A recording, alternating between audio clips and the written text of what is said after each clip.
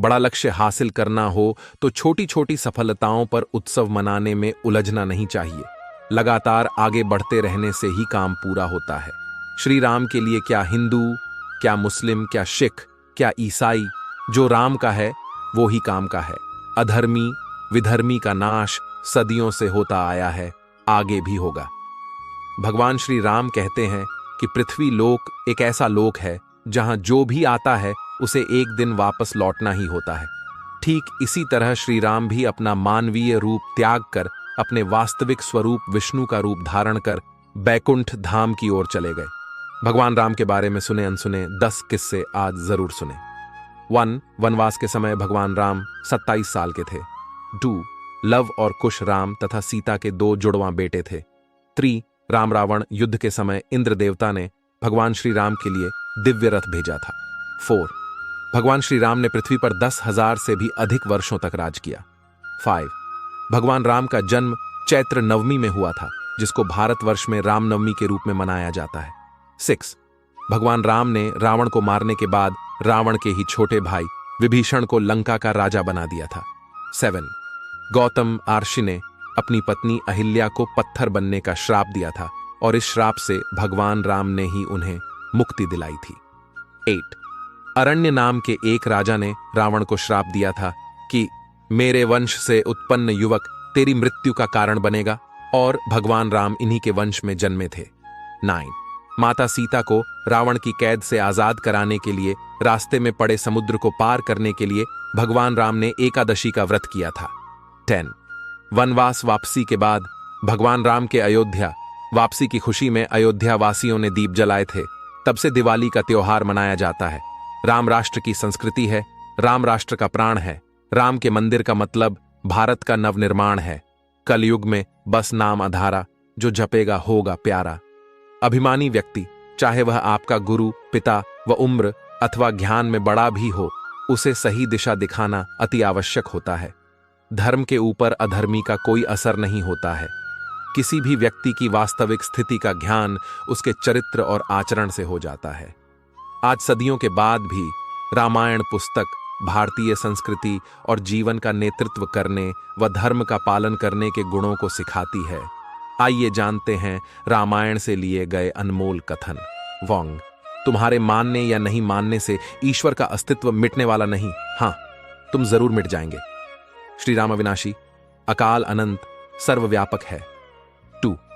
धर्म का ज्ञान रखने वाले लोग सत्य को ही सर्वोत्तम धर्म मानते हैं। 3. सुख और दुख जीवन का हिस्सा है। आप हमेशा प्रसन्न नहीं रह सकते, अर्थात हमेशा प्रसन्न रहना कुछ ऐसा है जिसे प्राप्त करना कठिन है। प्रसन्नता और दुख जीवन में आते जाते रहते हैं। 4. श्री राम जो कहते हैं वो करते हैं, अर्थात श्री राम अपने वचन के पक्के अटल वचन हैं। वचन देने के बाद वो पीछे मुद्दत कर नहीं देखते। 6. जो व्यक्ति डरपोक और कमजोर होते हैं, केवल वही चीजों को भाग्य पर छोड़ देते हैं। इसके विपरीत जो व्यक्ति मजबूत और आत्मविश्वास रखने वाले होते हैं, वो कभी भी भाग्य पर नहीं टिकते हैं। 7.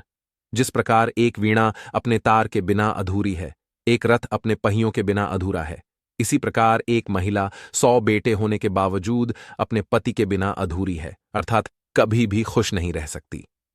8. दुख हमारा सबसे बड़ा दुश्मन है। एक दुख साहस को नष्ट कर देता है, दुख शिक्षा को नष्ट कर देता है, दुख हर चीज को नष्ट कर देता है। दुख से बड़ा कोई दुश्मन नहीं। 9. श्री राम एक आज्ञाकारी पुत्र थे। वे भरत से कहते हैं, चंद्रमा प्रकाश देना छोड़ सकता है, हिमालय बर्फ से बेफिक्र हो सकता है, सागर अपने तटों को बदल सकता है, लेकिन मैं अपने पिता द्वारा दिए गए वादे का कभी उल्लंघन नहीं करूंगा। 10. एक बुद्धिमान व्यक्ति को त्रासदी या दुर्भाग्य का पूर्वाभास करना चाहिए और हमले से पहले इस तरह की त्रासदी या दुर्भाग्य को रोकने या दूर करने के लिए कार्रवाई करनी चाहिए। इस प्रकार केवल वही सुरक्षित और अच्छे जीवन का आनंद ले सकता है। 11. उत्साह सबसे बड़ी ताकत होती है। उत्साह से बड़ी कोई ताकत नहीं है। ऐसा कुछ भी नहीं है जो उत्साही लोगों के लिए इस दुनिया में प्राप्त योग्य नहीं है। 12. चाहे दुख में हो या सुख में, एक दोस्त हमेशा एक दोस्त का सहारा होता है। 13. एक बद्धा भाई और शिक्षक जो ध्यान देते हैं वो धर्म के मार्ग पर चलते हुए एक के पिता के रूप में माने जाते हैं।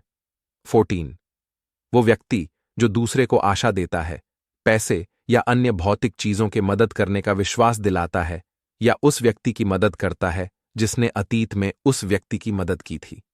सामने वाले व्यक्ति को उम्मीद होने के बाद अगर वह व्यक्ति अपना वादा नहीं निभाकर निराश करता है तो वह इस दुनिया में सबसे बुरे व्यक्ति हैं।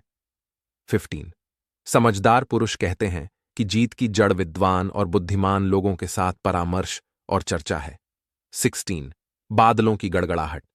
जिसने अपना सारा पानी खर्च कर दिया है वह किसी भी बारिश का उत्पादन नहीं करता है, लेकिन वास्तव में बहादुर व्यर्थ में गर्जना नहीं करते हैं, वे कार्रवाई में भी अपनी वीरता दिखाते हैं।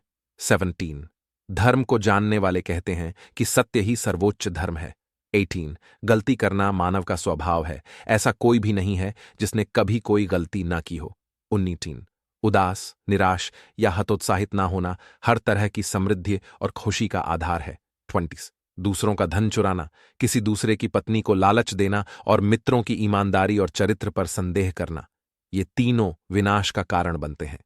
21 यदि उत्साह का साथ न छोड़ा जाए तो इस दुनिया में कुछ भी दुर्लभ नहीं है।